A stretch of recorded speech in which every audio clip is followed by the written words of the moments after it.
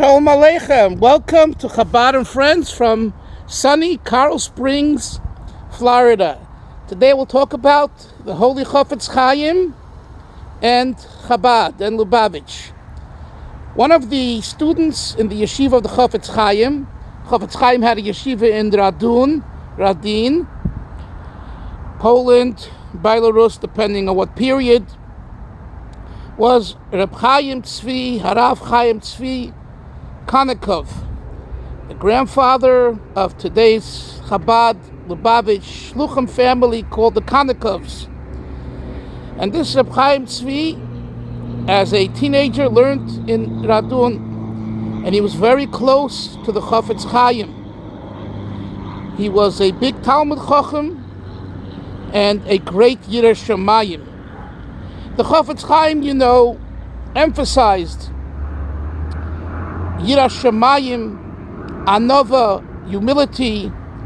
He himself was a Talmud of Reb Nochemke of Grodno, and his real name was Reb Nochem Kaplan, and who used Musar as his main approach to HaKadosh Baruch Hu, to God Almighty, and this was part of the training of the Holy Chofetz Chaim.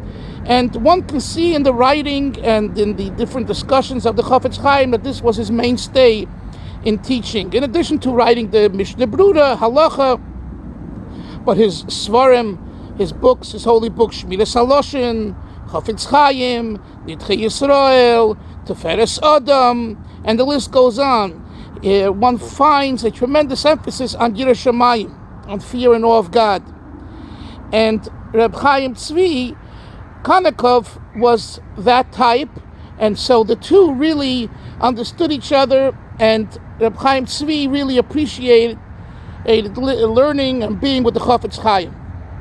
So much so that in the early 1920s, when he was looking for a shidduch, the Chofetz Chaim wanted him for his youngest daughter from his second marriage. The Chofetz Chaim remarried in 1904, the age 1902, 1903, 1904, the age of 64 or so.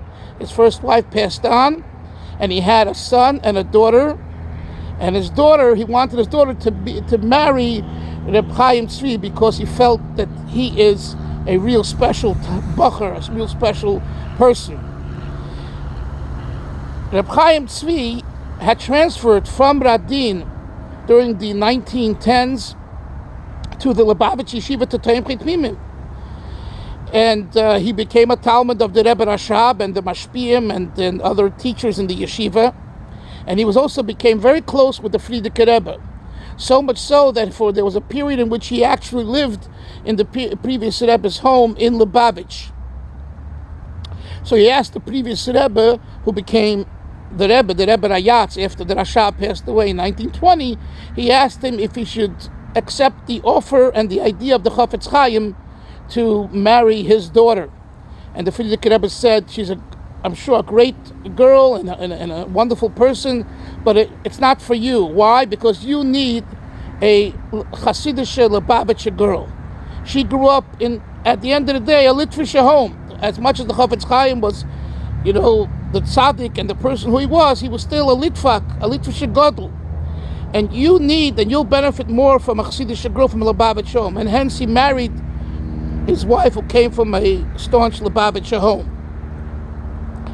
And this Reb Chaim Zvi Konikov, later, when he moved to America, he took over the job as Rav in the Lubavitcher Shul on South 3rd Street in Williamsburg after Reb Nachum Mendel Lokshin passed away. And we'll talk more about him in future broadcasts. He started the Beis Rivka schools.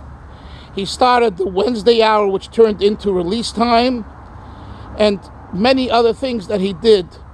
So here we see how a Talmud of the Chofetz Chaim was wanted by the Chofetz Chaim, because the Chofetz Chaim realized that such a bacher, although he became a Lubavitcher, but such a bacher was not, although he became a Lubavitcher, this was real Lubavitch, such a Yireh Shamayim, and such a Talmud Chacham.